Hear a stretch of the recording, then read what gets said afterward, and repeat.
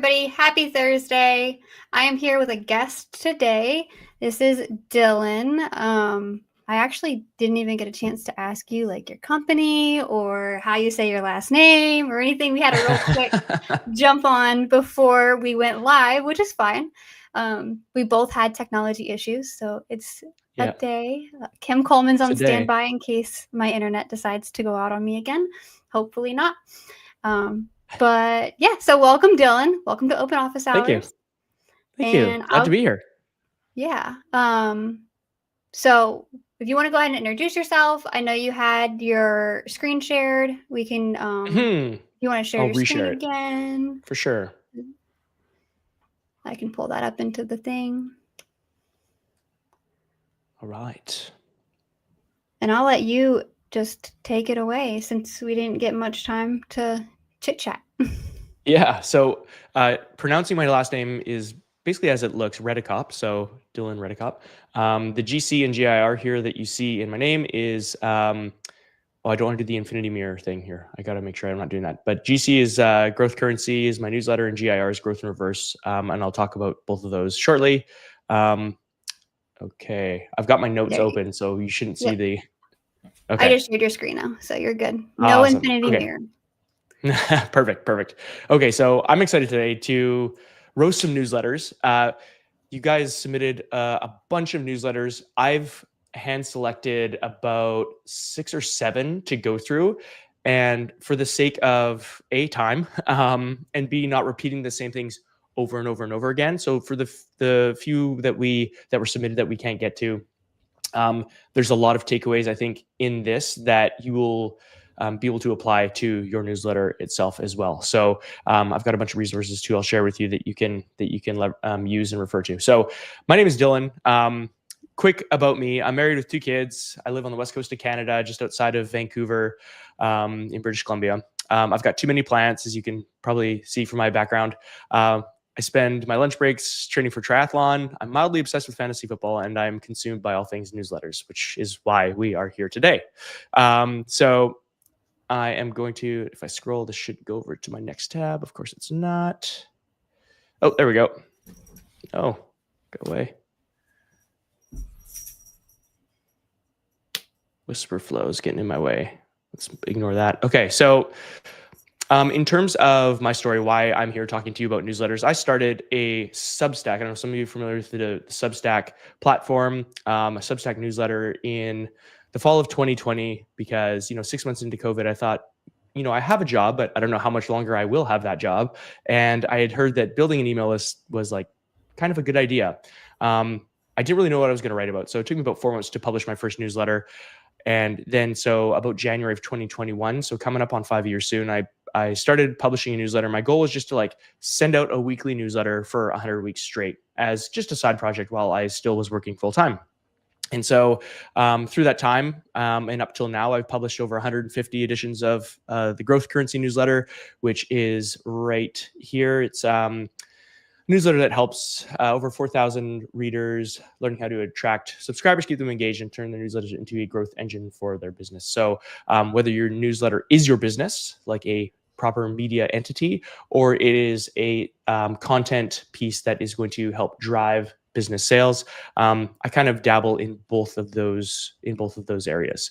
And so I've been working now in the newsletter industry, if you will, for about 2.5 years, all thanks to starting that one Substack newsletter almost 5 years ago. And so I've worked for a company called Sparkloop, which was acquired by Kit or ConvertKit, if some of you are familiar with them. And I worked there for about 1.5 years, helping with their content and learning a lot about newsletter recommendations and referral programs. And then I also was operating their podcast as well. So I did a couple dozen podcast episodes interviewing some of the biggest newsletter creators around.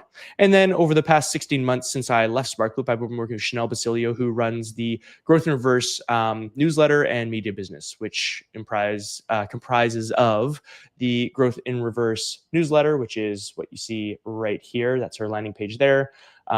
She's also got a free resource, which is called the 30 Days of Growth, which is a 30 straight days of emails with growth and newsletter optimization tips. And these are all pulled from experts. They aren't just things that she's kind of pulling into thin air. So there's like very tactical stuff in there, which is really handy. That's a free resource. And then we also have a paid private community for newsletter operators called Growth in Reverse Pro, or GR Pro. Just an annual membership for that. You guys know about memberships, obviously. So that's one of our main revenue drivers. A podcast with a YouTube channel, which I won't click through now, but I can show you that later. And then we also have a newsletter growth and optimization called Growth Vault. So this is kind of expanding on the Growth Vault's a paid product. I'll get you guys a code for 50% off if you find that interesting, or if you want to access that later. But it's an expansion on our 30 days of growth. So this gives you some of the tactics. The Growth Vault gives you a lot more, and it also provides more resources and templates, checklists, and that sort of thing. So not just the tactics, but also the ways to implement. So that is a quick, hopefully a quick, I guess, background, and why I'm here, and why I maybe feel like I know a little bit about what I'm talking about when it comes to newsletters. But I'll also acknowledge that I'm not the foremost newsletter expert, but I've been working in the industry and working with people and interviewing lots of people who have grown pretty big newsletters. And so I feel like I do have a little bit of experience in that regard. So that brings us here. Any quick questions off the bat? Or should we There's no questions right now. Okay. But Kim says that we need to get GR Pro on Paid Resource Pro. Noted. Okay, I'll let Chanel know. All right, let's go into. Okay, so I'm going to reference these resources. I'll go through these really quick because I know we are a little tight for time. So I want to start with the ideal 3-step onboarding flow. Now, I noticed most of you who submitted newsletters for roasting, your onboarding flow, like your welcome, your landing page, your almost there page, or thank you page, and your welcome emails were either maybe subpar or lacking altogether. So it's going to be fun to go through this, but I wanted to reference this because I'll talk about this as we go through. And with newsletters and roasting newsletters, one thing that's a little bit more difficult from my end is when I'm just looking at your actual newsletter itself and the content in your newsletter, without a lot of context to how long you've been publishing it, what you've done before that's worked, what your readers like to read. There's so many different types of people who are consuming newsletters or emails in their inboxes. So it makes it a little bit more difficult to be like, hey, your newsletter is good or bad objectively. There's so much nuance to that, subjectivity to it. So one thing that's really helpful when we are roasting newsletters is things that are a little bit more objective, like onboarding, and things that maybe you should be doing that you are not, or that you very well could be doing that you maybe don't have to, but we've seen a lot of success with newsletters who are doing these things. And that brings me to this. One of those things is the 3-step onboarding flow. So having a landing page, an almost there page, and a welcome email. And I think of it kind of like a stoplight. You want people to stop on your landing page, read it, actually feel engaged to sign up. So enter their email address. The almost there page is kind of like the yellow light, like, okay, we're ready to rock. Let's get going. And then the welcome email is kind of your green light to start consuming the content. So that is kind of our really, really basic 3-step onboarding flow. And there's you can get more nuanced with this. Chanel's got kind of a more 5.5-step onboarding flow in the Growth Vault that we talk about, but really these are kind of the bare bones basics. I also have that's what I referenced here. That's a video that we did about this onboarding experience. How to pitch your newsletter is another resource I have that'll help you walk through landing page content. And then I built just for this session yesterday, I was playing around with like a newsletter pitch master GPT that I'll reference here a little bit as we start getting into these roasts. So you can basically use this link to go on ChatGPT and give it a bit of detail about your newsletter, and it'll formulate 5 different versions of kind of like a landing page copy that you could put or tweak to your own words a little bit, but give you good guardrails to put onto your landing page to kind of convince people why they should or should not maybe subscribe to your newsletter. So I'm going to go through these as well as we're going through. Things that make a landing page really good at converting newsletters is being clear, credible, and compelling. So I'm not going to get into too much details here, but let's get into the roasts, shall we? We are starting with Waywords Studio. So this is, I believe, Steve who submitted this one. Steve at Waywords Studio. He's using Kit here as well for, it looks like, for his ESP. And so I just took a quick screen grab of his landing page. He's got a landing page, which is a start, because there's a few submissions here who either didn't have a landing page, or at least I was looking hard for one and I could not find one. So maybe you do, and my apologies, I couldn't find one. But there's definitely a few submissions that I couldn't find a landing page for. So a landing page, if you are not familiar, is essentially this. It's the name of your newsletter and then a reason that is clear, credible, and compelling for me to subscribe. Right here, just a quick takeaway here. I won't go through this every time, but I want to go through it the first time. And Steve, sorry, you're being kind of my sacrificial lamb here. I run through this filter of whether your landing page is clear, credible, and compelling. And so I found it to be a bit wordy. I feel as though this could be synthesized down to one or two sentences with a stronger subheadline. And I'm speaking to somebody who I believe, Steve, you've taught, or you did teach English literature or writing at some level, whether it was, high school or university. So the desire to have many words and being a bit of a wordsmith on here, I totally understand. But I do think that you can carry that through in maybe more of the welcome email and that sort of thing. And if you could be a little bit more succinct on this page, that could work. So one thing you're missing that could be more compelling is some social proof, or your qualifications, or time value. Time value means, like, if you've spent, you maybe not be an expert or have a bunch of time in the field, but you've spent thousands of hours researching or learning how to do a certain thing. You just don't have maybe the accreditation to be qualified as an expert. That can be social proof as well. So I think you could add here how long you maybe taught. This is for students of all ages. So how long you taught, how many students you taught, went through your course, that sort of thing, just to have people understand that, oh, this is somebody who knows what they're talking about. I should subscribe. They're going to provide great value here for this specific niche or topic. And then compelling. I don't feel overly compelled to subscribe. I think you could infuse maybe a bit of tension or a teaser, cliffhanger, something like that, to get me to subscribe, to get that first issue, which would be probably your welcome email. You could take that or leave it, play with it as you wish, but really give me like the what's in it for me as somebody coming to your newsletter page, because it does talk about subscribe for podcasts and video, fiction and poetry, essays and online courses, unexpected freebies and levers. So there's a lot of stuff going on here. I would maybe hone in on one or two of those things, and the value that I'll get out of them, if that can be synthesized as well, would be awesome. So I went through your onboarding flow, and you had a post sign of GDPR kind of consent form, which is great. You also had a Kit creator recommendations pop-up widget, which is one of those, hey, you subscribe to my newsletter. I also recommend XYZ newsletters to read. Not all platforms have that, but Kit is one that does. And then your confirmation email. And forgive me, I know it sounds like I'm kind of maybe going through this a little bit fast, but we're already at 1:15. And so I'm just trying to be cognizant of time so that we can get through some of these.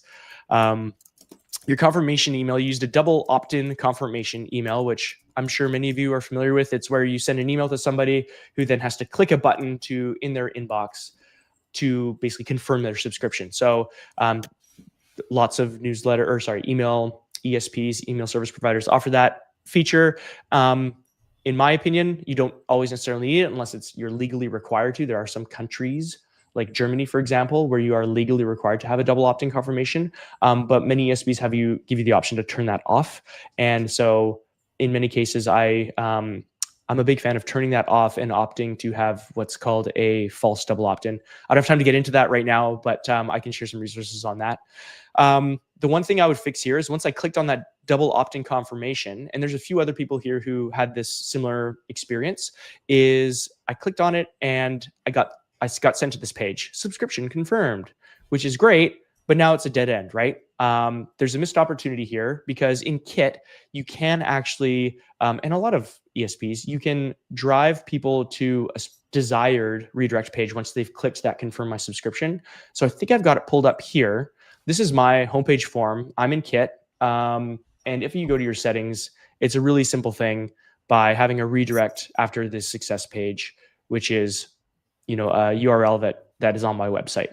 So what I usually advise, strongly advise, is to just change that setting in your form, whether you're using MailChimp, which I noticed a lot of you are using MailChimp, whether you're using Kit, MailChimp, or a different email service provider.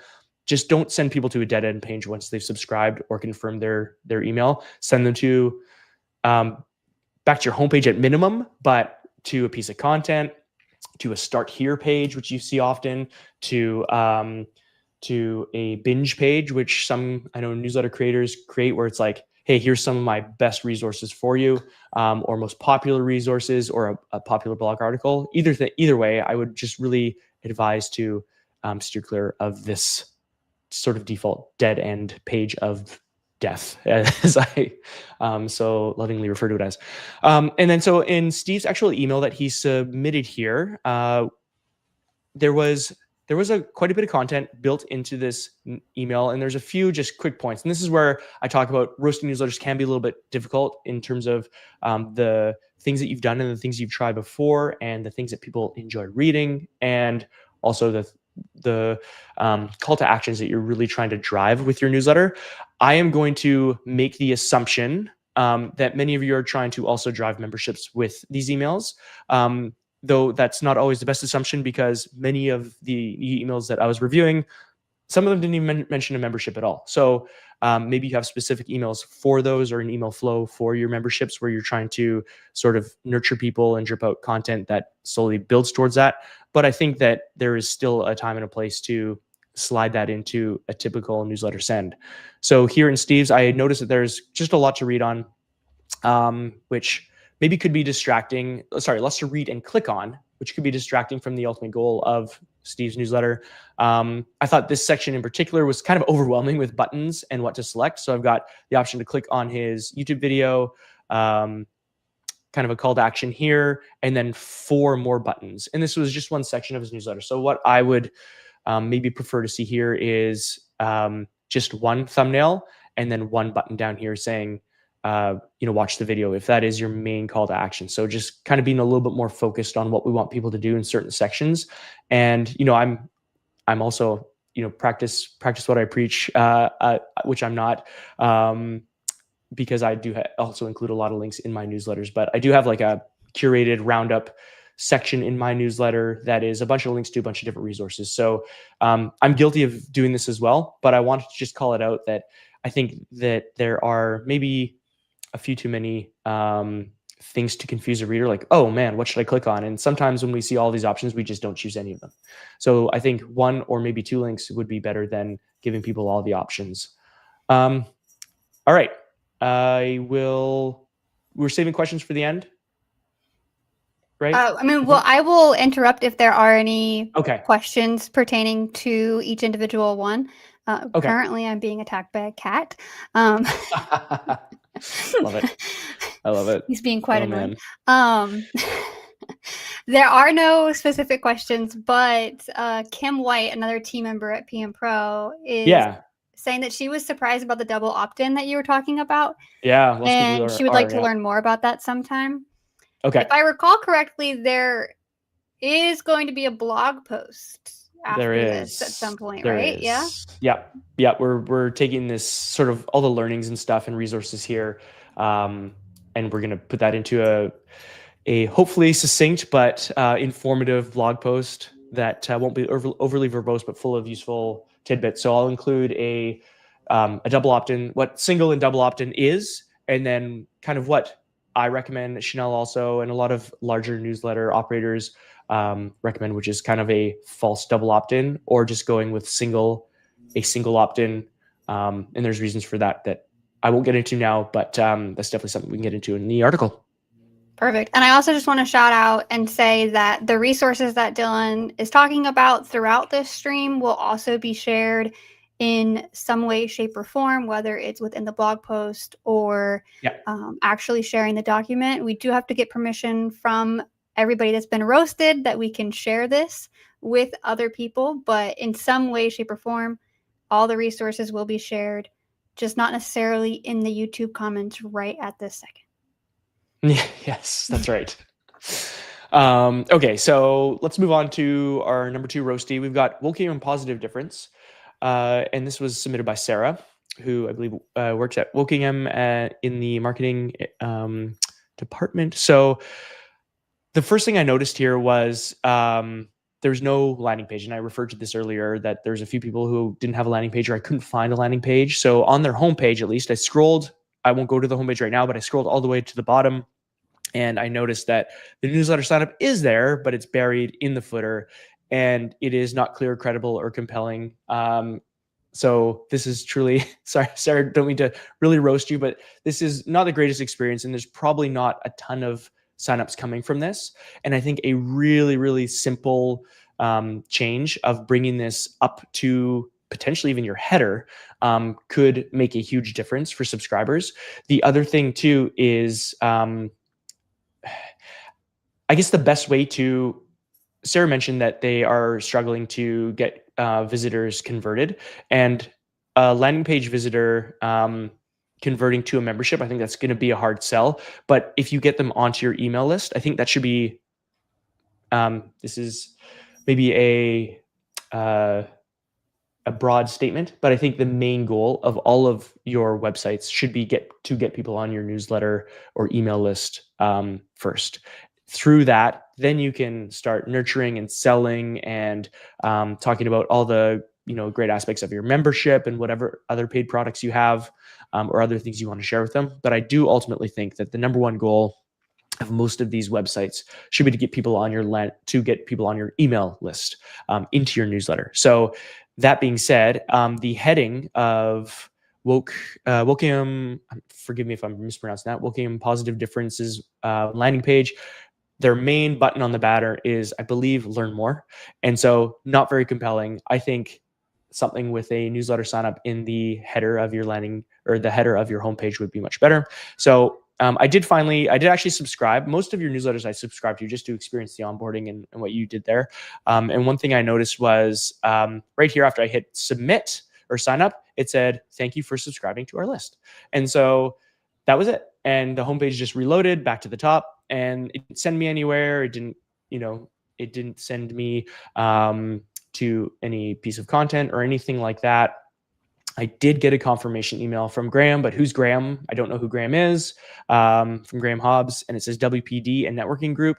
So somebody who's new to this website probably doesn't know what WPD acronym stands for. So I would change this from Graham Hobbs -WPD plus networking group to maybe Graham at Wokingham Positive Difference, so that it's just clear when it lands in your inbox. Then the actual email itself was just, this is another double confirmation or double opt-in email. So I clicked yes, subscribe me to the list, and I got redirected to another form. And so I'm wondering, is this necessary? I had to fill out a whole bunch of other things and then consent yet again.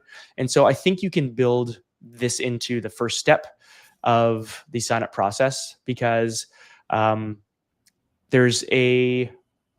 we talk about friction a lot when it comes to newsletters and newsletter signups. And in most cases, you want to reduce the amount of friction of somebody signing up to your newsletter. You want to make it as easy as possible, just their email address, one-click button, and they're on your list. But there are cases where friction actually is better, because you want to qualify the subscriber a little bit more. You don't just want anybody off the street signing up for your newsletter. And that might be the case with WPD here.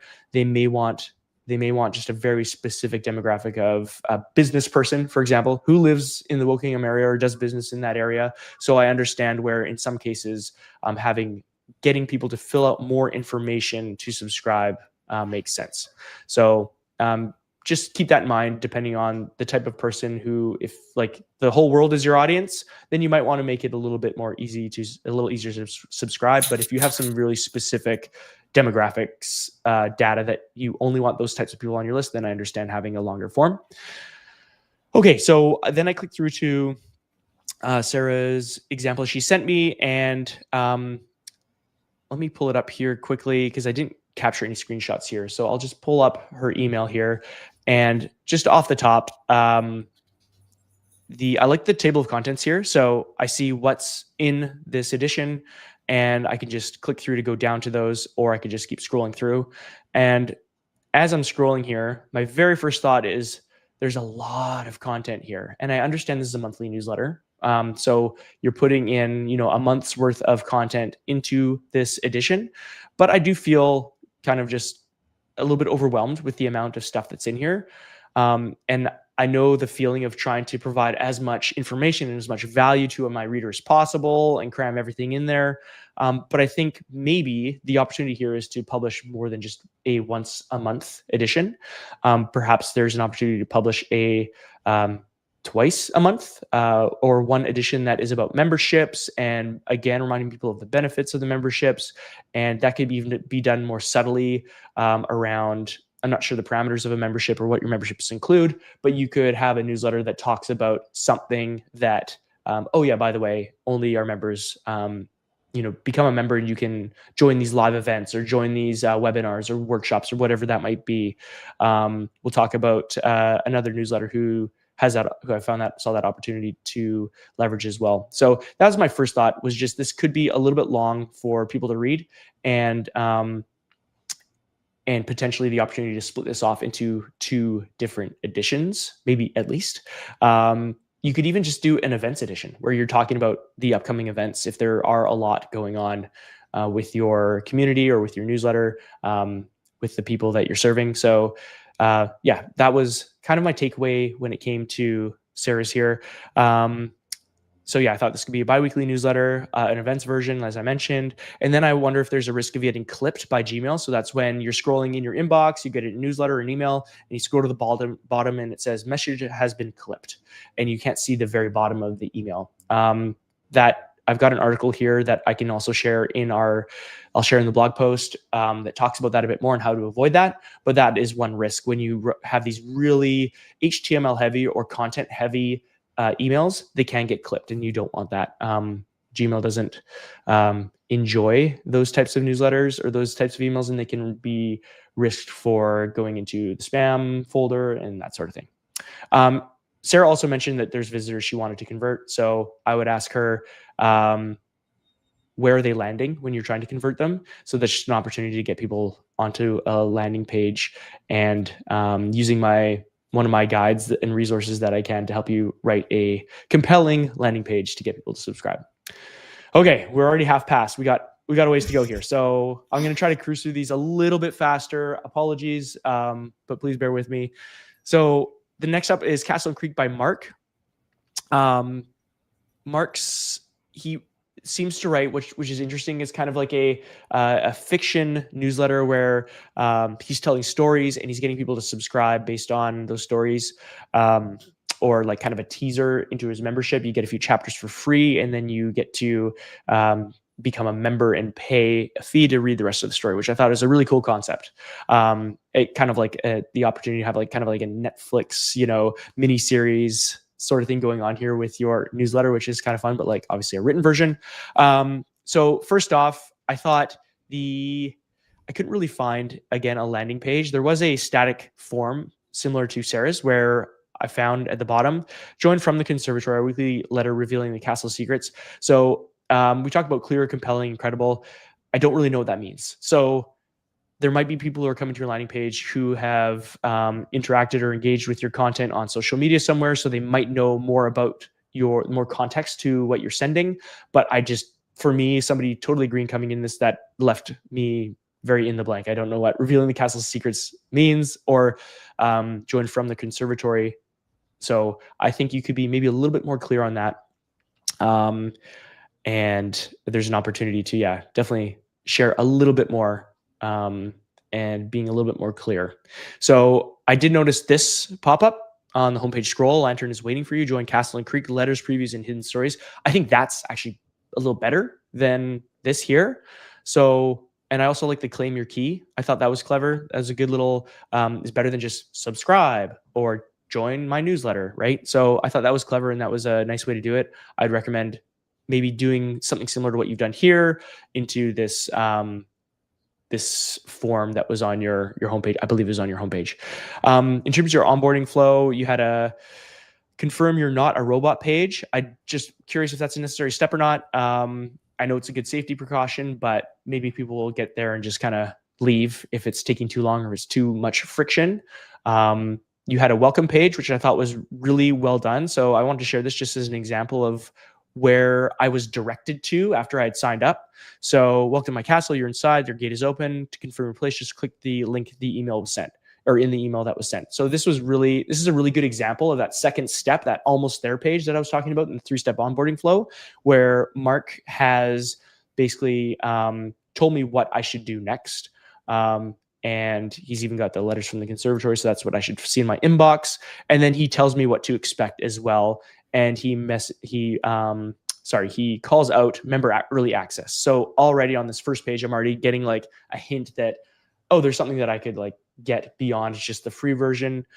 So I thought this was actually quite well done. Maybe a few too many paths to go down here. You could even just simplify this, because you don't want to distract people necessarily from going straight to their inbox and confirming if you do have double opt-in.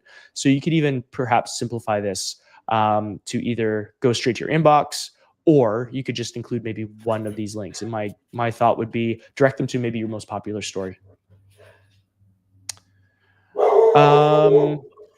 I won't talk through the confirmation email, but it was well done. So you had customized the double opt-in confirmation email. One thing I noticed on the confirmation page that I got sent to, again, this was after I had clicked confirm. There were 3 options, and then more things to click on.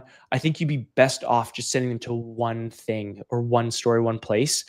Giving people, too many options, again, they might just get confused where to start and just kind of abandon the page entirely.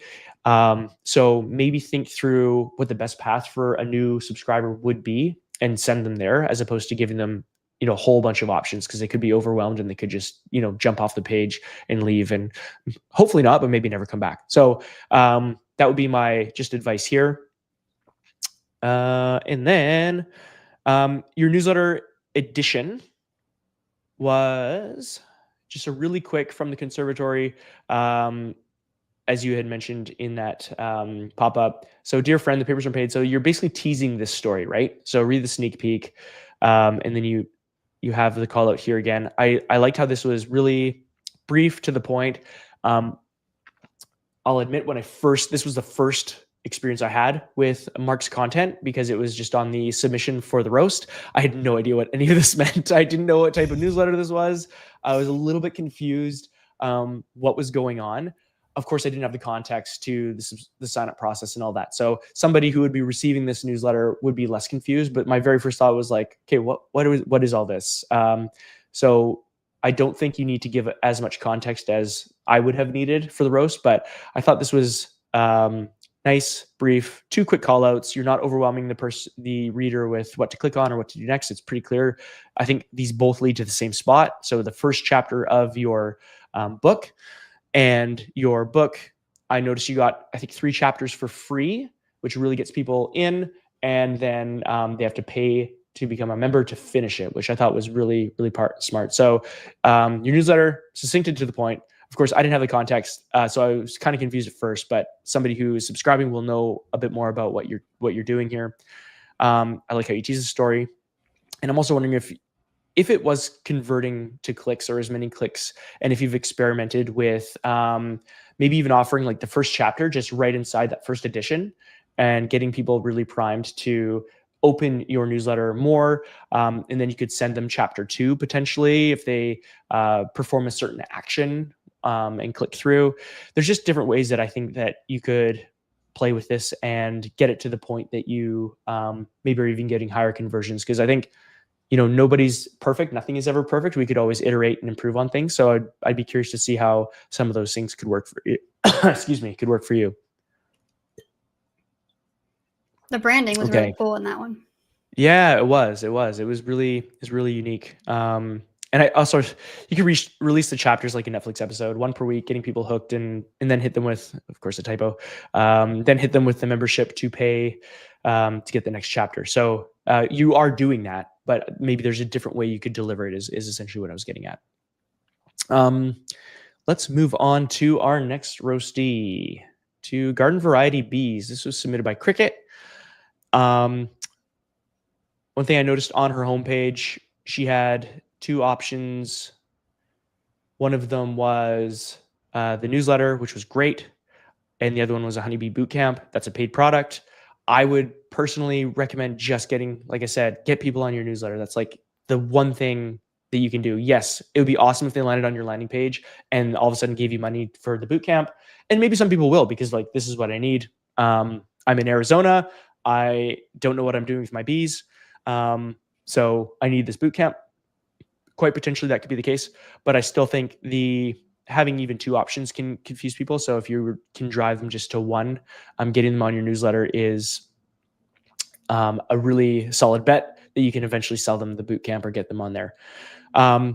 If I go over back to my doc here, so the Button to Weekly newsletter, I thought your onboarding flow was interesting. It sent me to a landing page that had the lead magnet once I signed up.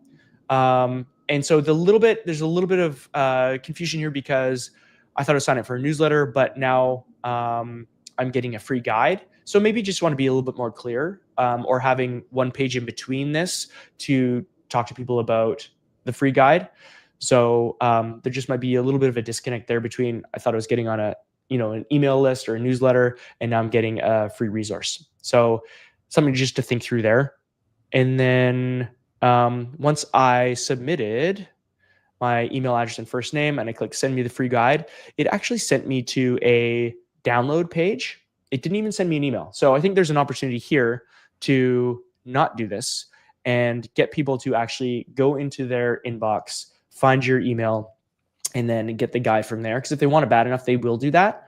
And opening your email and clicking on a link is engagement in the inbox that all of the email clients are going to see as a positive signal. So that means whether they're opening, clicking, or replying, all of those things are going to help your newsletter and your emails land in their primary inbox a lot more than the promotions tab or the spam folder. So I think you have a missed opportunity here that you could definitely send people to their inboxes to get this free guide right away. So that would be kind of my one, I think, big takeaway here for Cricut, is to do that with the onboarding flow.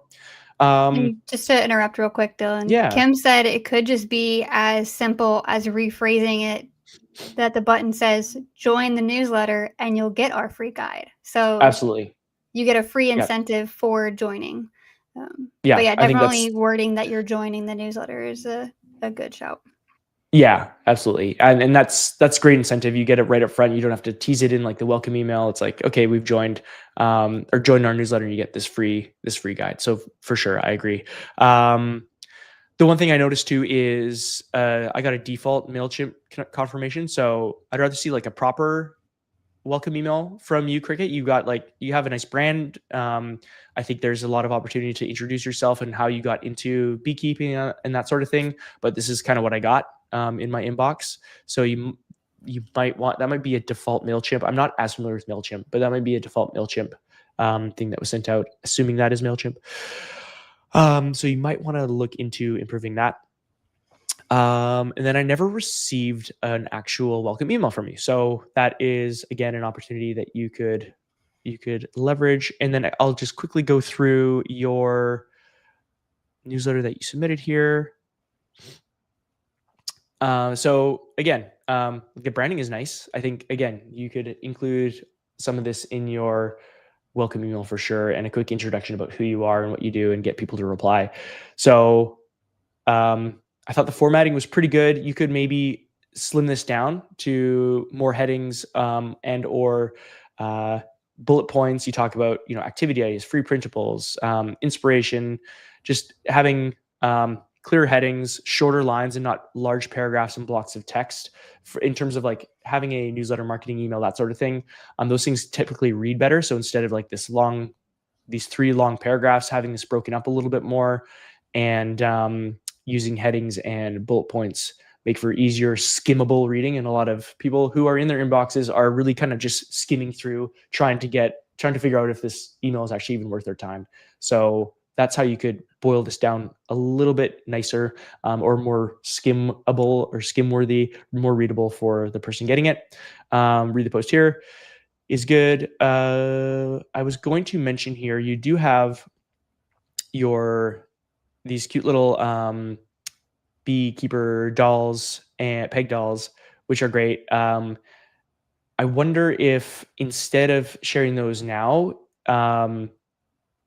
there's an opportunity to talk more about maybe the membership, because there is no mention of the membership. So again, I've mentioned this a few times without context to what you've done, how you do things, what you do normally. If you have like a rhythm of how many times you are promoting the membership, or even your, I believe you have a boot camp that you referred to earlier, mentioning that even in here, like, hey, we've got this boot camp, and if it's it's a live cohort type thing where you're doing an open cart, closed cart sort of time thing, you can even tease that and get people on the wait list here in the email. So I think maybe that's a better opportunity than selling the peg dolls. With that being said, you could do both, or you might be already doing some of those two things. But I think every newsletter you send out, it's an opportunity to kind of get people into the membership or onto a wait list if you're doing a course sale.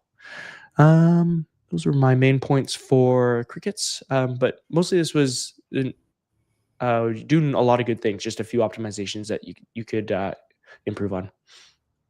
All right, let's go to Fradel. Forgive me if I'm pronouncing your name wrong. Fradel from Beyond the Budget.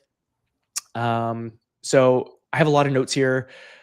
I think Fradel's was, in terms of like the newsletters that I've seen, professional, really well done newsletters with great onboarding flows. Fradel's was hard, to be honest, to roast, because she's doing a lot of really good things. And so in the onboarding flow, one thing I noticed here was she has let's see if this clicks through. They are in the comments, so if you have like any specific questions for them, they can throw out some info for you. Okay, very cool. Let's get this verification going. Okay, so this was post signing up, if I'm not mistaken. I thought this is like one of those almost there pages again. After I signed up, I'm almost there. Look, you just showed it in your, like, this nice big bold letters is gets my attention. We've got some nice bolding here, and she even introduces herself and has her main website here, the World Changers. She says, take 30 seconds to tell me about you, which is great. So I can't do that here, but obviously in the welcome email, I can do that. And then she's got a survey here just to get some demographic kind of first party data, which is very smart. The one thing I notice is there's no real incentive, I guess, to do this. She says it won't feel like another email, it would be written for you, which is pretty good incentive to give all of my information to you. But, being people are very sensitive about their data and that sort of thing. So I'd be curious to find out what your completion rate is on this survey, like how many of your new subscribers actually fill it out, and if there's maybe an opportunity to incentivize people filling it out that much more. Incentivize it in any way you want. Say, if you fill this out and submit, I'll send you a free resource or a free guide, something like that. Or I give away a monthly, one-on-one 30-minute call to, a random winner. If you fill this out, there's different ways that you could do that if you're having troubles getting people to fill out these surveys or that kind of data, those kinds of forms. Survey completion is about 50%. 50? Mm-hmm. Wow. Okay. That's pretty good, but it's not 100%. So it's not 100%.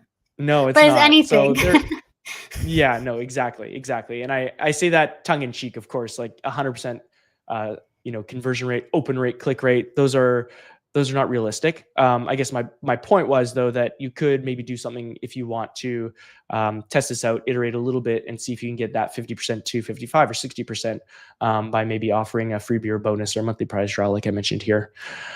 Okay, so confirmation page. So this was post survey completion. We had a confirmation page here, which I also thought I wanted to share as a nice simple example of an experience for a new subscriber. You're in, go check your inbox. So it's got my call to action here.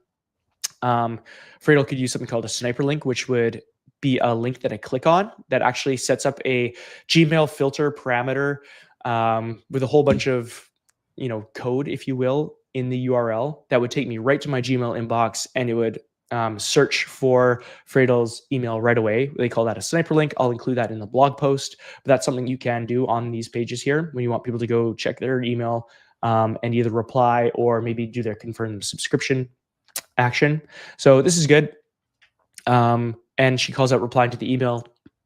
So she knows that we got it, which is probably in my opinion, the number one thing you want people to do when they first start interacting with you is replying to emails, because again, that's the strongest signal to the email clients that I want this person's emails in my inbox. So whether it's in the welcome email, on that thank you page, getting people to send reply to your initial communication correspondence email in their inbox is probably the strongest thing you can do right away. Let's see, what else do we have here? So I did notice also, once I actually went to my email and I clicked on the confirm my subscription, there are quite a few steps here. So I know this might be a little hard to stick with, but I did have to go back to my email, click the confirm subscription, but then I got that dreaded dead end default kit page that said success. I talked about it, I think, on the very first Waywords Studio email that we were talking about, or just kind of this dead end page. So again, Fredo, there's an opportunity there to send people to some of your content. I'm sure you've got a decent amount of content they could binge just signing up to your newsletter, but I got sent to this dead end kit page. So change that setting in your kit form if desired to send people to somewhere different. And then the welcome email, I received it, but it was in my spam folder. So at first I was like, I'm kind of surprised I didn't get a welcome email, but it was in my Gmail spam. So you might want to look into why that might be. Honestly, I'm not a deliverability expert. So there's a number of reasons it could have gone to spam, and I'm not going to get into all of those. And I also, again, I'm not a deliverability expert, so I don't know exactly why, but you'd want to check, search email deliverability, like checklist, and just make sure you've got all those things. We offer those also in the Growth Vault for that I mentioned with Chanel. So we've got kind of a sort of a deliverability audit that people can go through to make sure they've got like their DKIM and their what is it, the SPF? No, that's sunscreen. I can't remember all of the acronyms for deliverability. SPMP, maybe? Yeah, maybe. Is that the acronym you're looking for? Make sure you've just got kind of all of those things sorted, and then you can hopefully you'll end up more so in the primary, at least the promotions tab.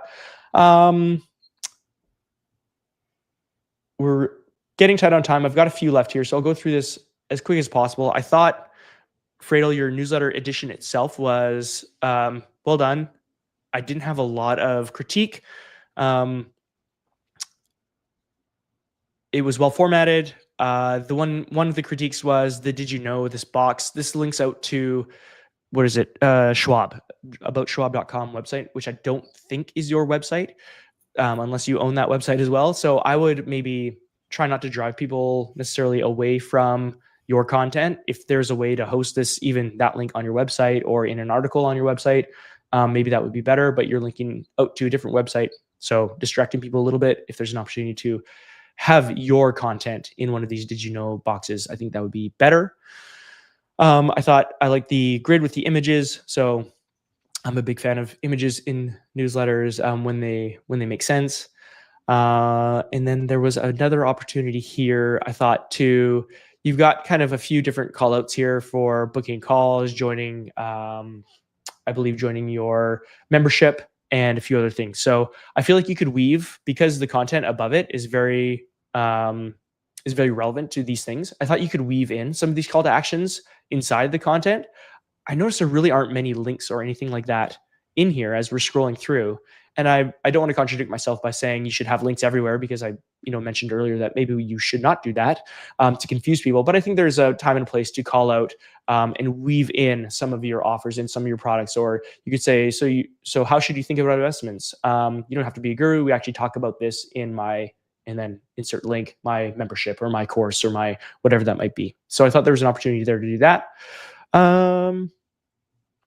And then there was, I want to talk about the poll question here, which is great. I love poll questions, gets people clicking, which is, again, important, a good signal. Some ESPs offer this, like Kit, Beehive, a few others will offer poll questions that you can build right into the newsletters. So those are always fun. And then I thought let's see, where was it? Oh yeah, the Money IQ Challenge. I'd maybe put this further up the top. And there's an opportunity here, which I thought was interesting as well, is you ask this question. So it's like a quiz. So if your investment loses half its value, how much would it need to grow to just break even? I can't click on these, but if I think I know the answer, I can click and find out if I'm right. And so one opportunity that you have here is to do something with these people, right? Right now, it's just kind of the default related posts, and it's not super actionable. Now, this is where you could call out something towards, again, one of your products or your membership or something like that. Oop, nice pop up. Or you could even use this as a sales page, which one of my favorite newsletter authors does. Let's see if I've got the link here. Yeah. So Caitlin Burgoyne runs a newsletter called Why We Buy.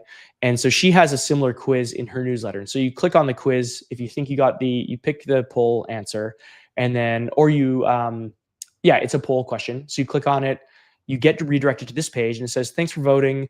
The answer is, and it gives the answer. Did you get it right? And then it says, we'll announce the winner of the prize in the next issue, right?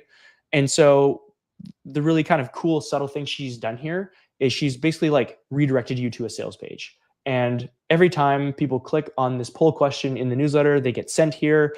And eventually you're going to be like, hey, what's this thing that I'm not winning? Like I keep answering the question and I'm not winning. I don't get entered for the prize. She's got like 60,000+ people on her email list.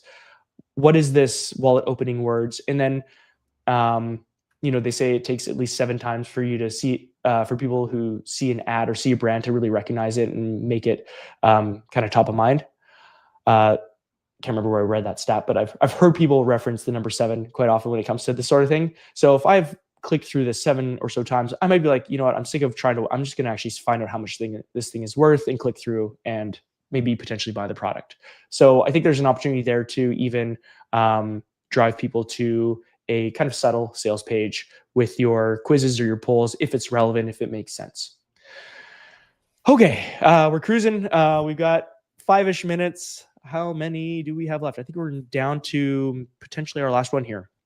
This was CAPA, Canadian. Oh, shoot, I knew I shouldn't have done this acronym. I'm just going to click on this so I can remember what it is. I know it's photography, art, Canadian Association for Photography Art. Okay, there we go.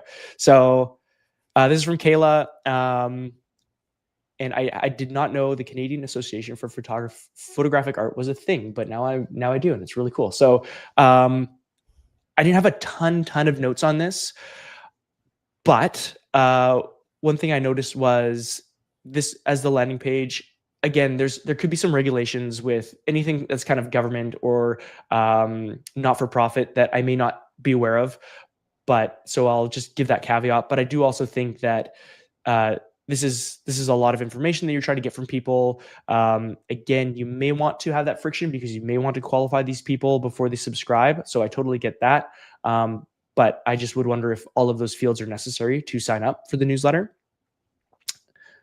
Let's see. That was a sign up page. I also couldn't, I guess yes, that's right. So that was the landing page when I went to your main website and it said to sign up for or subscribe to CAPA News here. And that was the page I was brought to. So I will let you determine whether or not you feel that is clear, compelling, and credible to sign up for. But again, this is a very niche type of specific individual who is going to sign up for this newsletter. So you may not need to be quite as, I guess, direct and clear. They're probably coming here because they're very already engaged and interested with this type of content. They're probably photographers. And so the rules don't always fully apply to everything, right?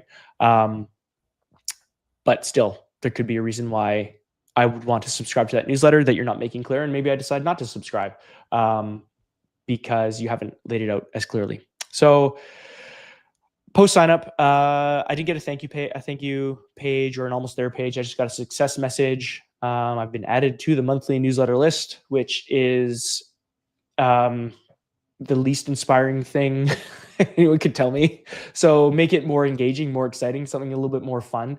Are you like, stay tuned for, the next round of, we'll send you the winners of, I think you guys there's contests and competitions for these. Like the 5 winners of our last competition are coming to your inbox or something. Like, get inspired. Like, these are photographers. They want to see cool stuff. They want to get ideas. They want to, compare their photography to other people's photography.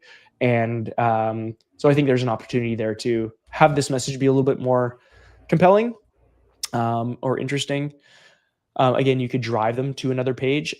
If the regulations allow you to do that, you could give that a shot as well. Anything basically is better than this. So let's redirect people after they've subscribed to somewhere we want them to go. I did think you did share me your edition here. I guess my feedback is just generally it's very long, and I believe it's monthly, right? My assumption here is this is a monthly edition. Similar to Wokingham, I think you guys have an opportunity here to boil this down to maybe not boil it down, expand it out to a weekly or maybe twice fortnightly, like every 2 weeks sort of edition, because I do like that you have kind of a breakdown here of what's in the issue. That's great, especially for longer newsletters. But one thing I noticed was with you guys, you had tons of events going on and tons of different things to keep track of. And there's also like different zones, like Canadian different regions, like Atlantic region, Pacific region, sort of the mid Canada, the prairies and so on. So I just thought it was it's a nice looking newsletter.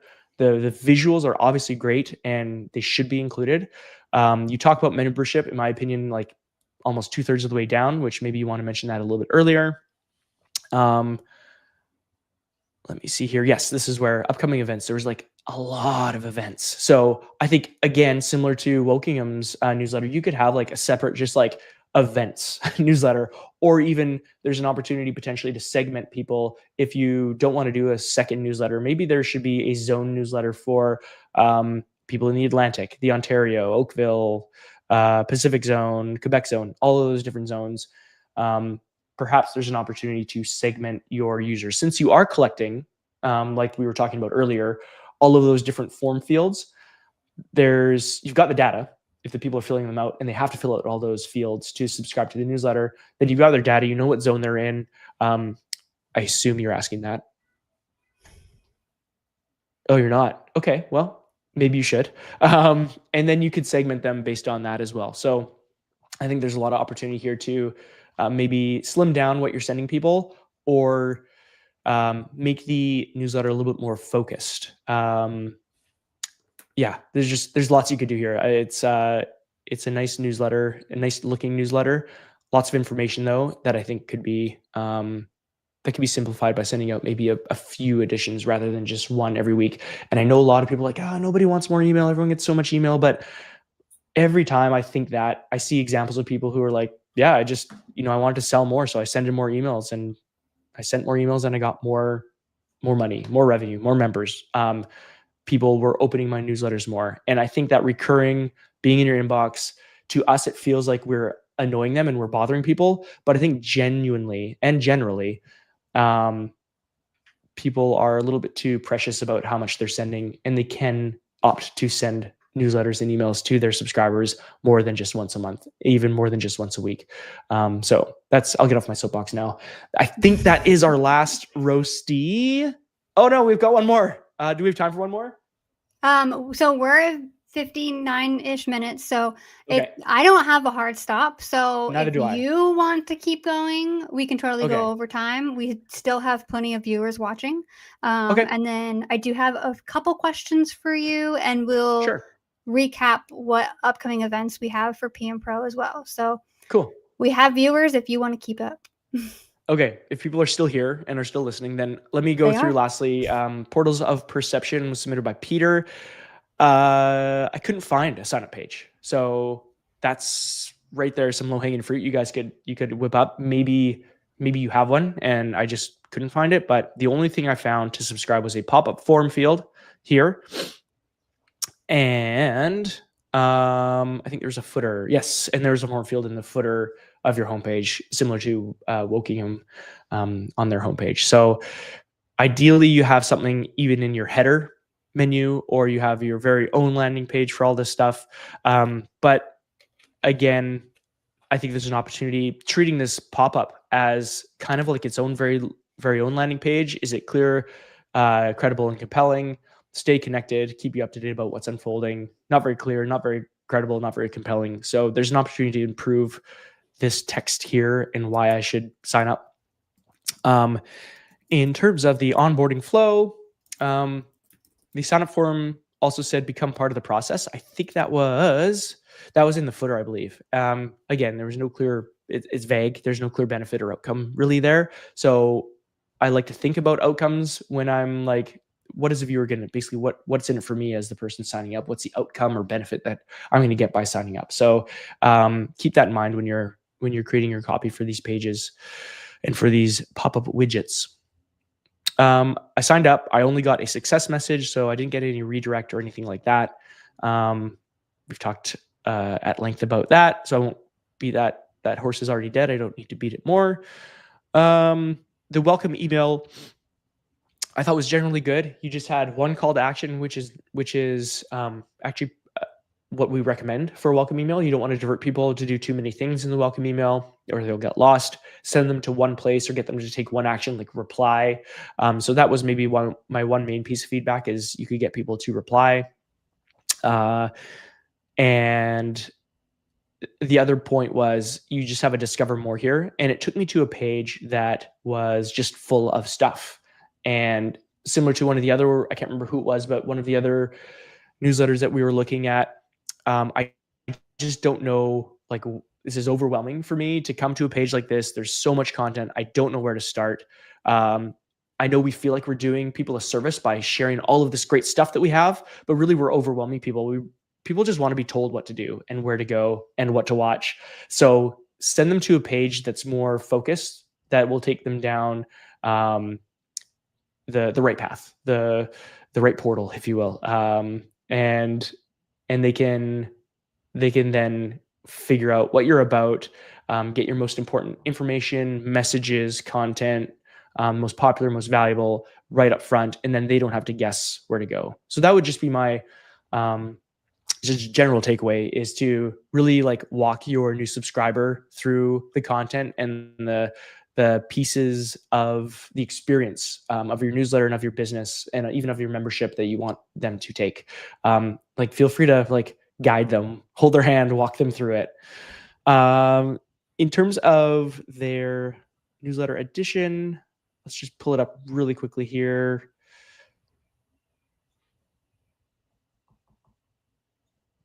Eventually it will load. Yep, there we go.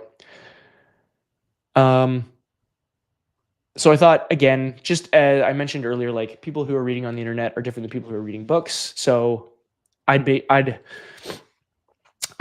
you could benefit from having headings, not these big walls of text. So breaking these up with paragraph spacing, and again, bullet points, headings, more single line, less paragraphs is always a better reader experience for the most part. So people can skim and see what's going on. Oops. We've got an event, which is good. Again, there is quite a bit going on here. So if there's a way to spread this out again over a few different editions, or focus it a little bit more on one or two outcomes that you want the person to do, like if there was a main thing you wanted them to take away from this edition, or a main event, a sign up, a wait list you wanted them to sign up for, whatever that might be, see if there's an opportunity to do that, as opposed to like, this section here has got 1, 2, I was going to say 3, but I guess that's another link, or just a line cut for that link. But like, I can click on this image, I can click on all this stuff. So try to keep the links maybe to a bit more of a minimum, and keep the reader more focused on a specific path you want them to take in the newsletter. I think that was it for portals here. Let me just go back to my doc. live events. Yeah, I think that about sums that up. I believe portals was our last. Yeah, now we're back to my intro. Okay, that's all I got for you guys today. I hope that was both not too much and enough for you guys to take some learnings away and some lessons and questions. And I'm speaking of questions, if we have any. Yeah, so I actually went ahead and removed your screen from the stream. So if you want to come back and look at us, you can do that. And I will pull up, I'll go through the questions that I saw. So Tom wanted to know, can you explain false double opt-in? Google apparently did not come up with anything for him.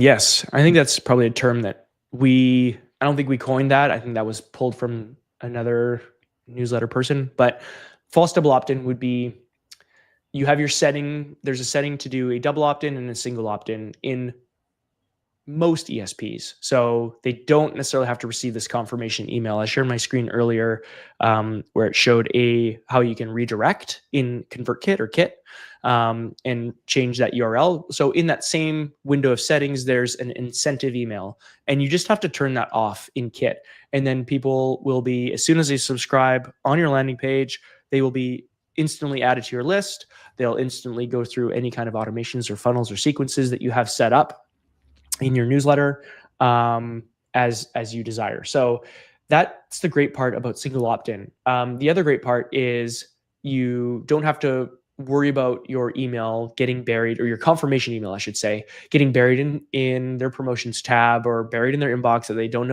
ever open, or going sent to the spam folder. You can continue to send emails to them.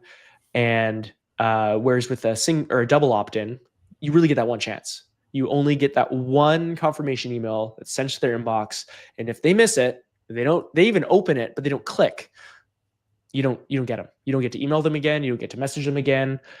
So double opt-in emails are good for protecting you and your email list. And if you're getting a ton of traffic to your website, a ton of traffic to your landing page, if you're getting a ton of subscribers every day, then maybe double opt-in is a good idea because it can protect you. However, for most of us, we dream of getting that much traffic to our landing pages and to our websites. So when we get the 3, 4, 10, maybe even 50 people who come to our landing page every day, and a fraction of those people actually sign up, I believe that we want to get those people on our list and not have to worry about that confirmation coming in, and we don't have to be quite as vigilant and as concerned about getting spam attacks on our site. Yes, I know that totally happens, and you get these weird things that people can subscribe to, or bots that subscribe. But with single opt-in or the false double opt-in, what that does is it takes the look of a true double opt-in experience, but you still have the single opt-in turned on. So basically, your welcome email can look like this confirmation. Hey, click here to sign up. And whether or not people click, which hopefully they will, whether or not they click will determine what happens next. Because if they don't click or they don't open that email, what we do in our email service provider, we use Kit. I say we use myself and Chanel, who I'm working with primarily right now. If they don't click on that email or they don't open that email, then we will send them 2 weeks later. We'll send them like hey, just making sure you didn't miss our confirmation email, which you can't do if you have double opt-in turned on. So we send them that second email saying, hey, did you miss this? Are you still interested? If not, no worries. You can unsubscribe, but make sure you click here. Otherwise, we will remove you from our list. So we do that. Essentially, that's our version of like a false double opt-in. And then we've got automation set up on the back end that if this person didn't take certain actions in a certain period of time, then they get unsubscribed. And so we don't have to worry as much about sending our newsletters to spam recipients or questionable email addresses. Yes, that can happen. And again, you need to think about the implications of that if that were to happen to you. So I'm not saying this is right for everybody, but for us, this is what we do and what we typically will advise people to at least test out or try out in their onboarding sequence. And just a note that Kim Coleman added in the comments regarding using Partnerships Pro and one of the email marketing integrations that we have. We have several for Kit, MailChimp, MailPoet, those services. Membership sign up is the opt-in. And so we don't recommend also having the opt-in included for your EMS. So that's just something to note specifically with Partnerships Pro and the integrations. Good to know. I was not aware of that. So that is handy because you've kind of got that safeguard up front and you don't need to like double safeguard again. You can if you want. Right. Especially if you're getting onto the newsletter is like signing up for that free membership or even that paid membership, then you are opting in to receiving those types of emails. Yeah. The other question that I saw was from Kim White. Do you recommend adding a link to the images? And like, is it appropriate or when is it appropriate? I'm not 100% sure if this is true or if this is in every case. But one thing we found was when we added links to images, those were often clicked and detected by email clients. So like Apple Mail, that'll like click everything in your newsletter, or some other email clients that might click a few links just to make sure things are legit. One thing we noticed was whenever we created or had an email with an image and we added a link, on that image so people could click on it and go, we did notice that dramatically increased the click-throughs on that email, which skews your results, which is like really annoying. You're like, whoa, I got a ton of clicks. Oh no, these are like definitely not all real clicks. So we've stopped adding links to images. Instead, added them in the either above or below the image, or even in the caption of that image. Also, some people have images turned off in their email clients, so they're not even going to see the image, and they might just see kind of that broken image symbol with like some weird URL there. So I guess I lean towards not including an image or a link in the image, but again, I would say try it out, see how it works for you, or if you notice anything funny or strange happening with that, to go the other way if it's not working for you. But I don't really necessarily say yes you should or no you shouldn't, but that's just one thing that we noticed. Okay, and then before we went live, this was a question that I actually had. Okay. And maybe somebody else will be like, yes, thanks for asking that. I think you mentioned that there were some people that submitted a PDF and that's how they sent out their newsletter. Why is that not recommended? Yeah. Or like, is it okay? Yeah. I should say that the link that they had submitted on the submission form for this event, this workshop, that just linked to a PDF. So I guess I got a lot of questions about that. Like, how are people getting that PDF, right? Like, you should not. Well, I actually have a scenario for you. Okay. Yeah, let's hear. My dad has a metal detecting club, and he creates the newsletter in Google Docs. Okay. Exports it as a PDF, and that gets attached to an email that he typically does not write any content in the email. It's just the subject of, here's your monthly newsletter. Okay. Oh man. I'd be really curious. Yeah. I'd be really curious to find out like how many inboxes he actually gets in, because to me that just screams spam or like phishing. Like that's how people get viruses on their computer, is they get a weird random email with no text or very little text, and there's like a download link or a zip file or a PDF. That screams like scam, phishing, not just to me, but like to email clients. Again, not a deliverability expert, but from everything I've been told and I've learned, you do not want to send files in your newsletter. So that was why I had a lot of questions about that one submission who the link to their newsletter was a PDF form that opened up in my web browser. So why not just, you've gone to all the work to put that into onto a PDF, why not put that into a newsletter email service provider? I know there's a little bit of tech that you have to get around to do that, but I definitely think it's worth figuring it out, or even paying somebody a small amount to take that text that you've created and put it into an email service provider and make it look a little bit nicer than sending it as a PDF. Yeah, I am going to get him set up with MailPoet, and I'm actually rebuilding his site right now for him to make it better. Go. But amazing. Yeah, What a good that's why he does daughter it you right are. now. I'm like, this is painful. Yeah. Yeah. Awesome. Okay, so I'm gonna real quick go over the events that we have coming up next week. Dylan, I do appreciate you hanging out for a few minutes over time. Yeah, no problem. To answer those questions.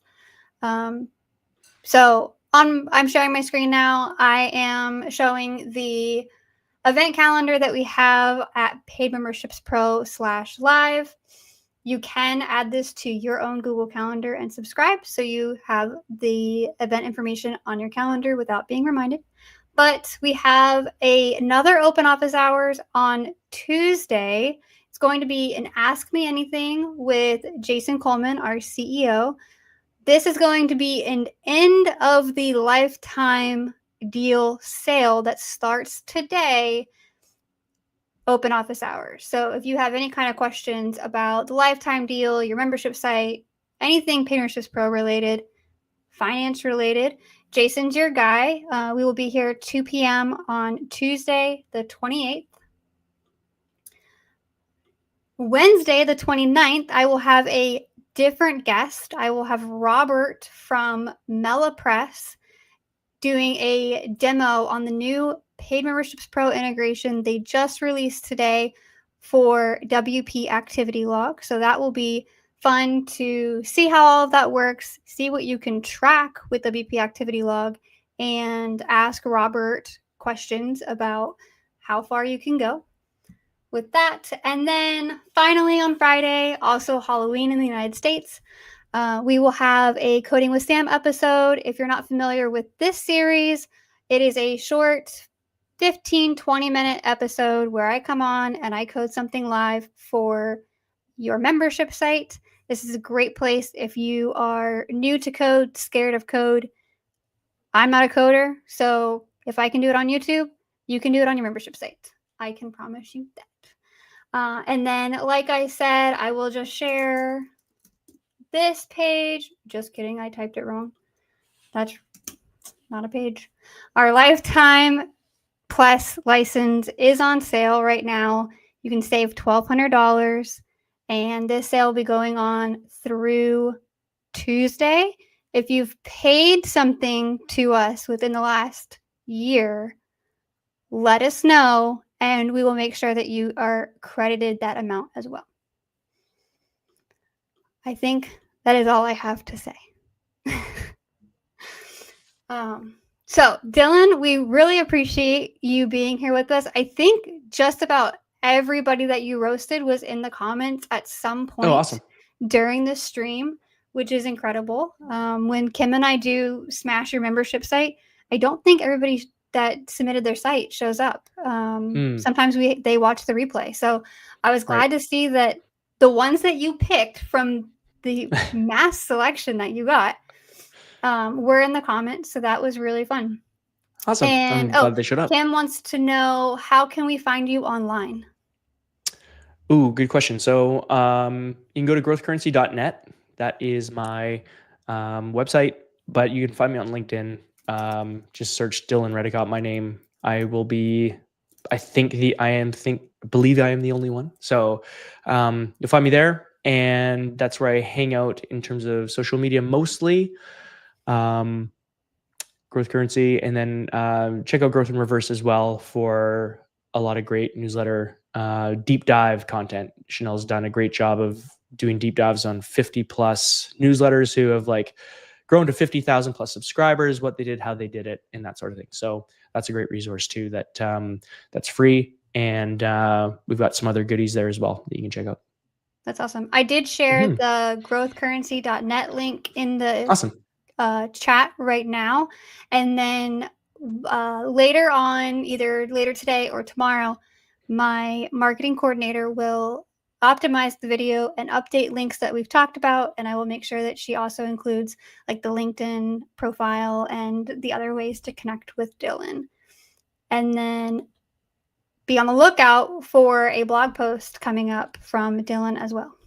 Yes. Yep. We'll have that out to you as soon as I can get it done.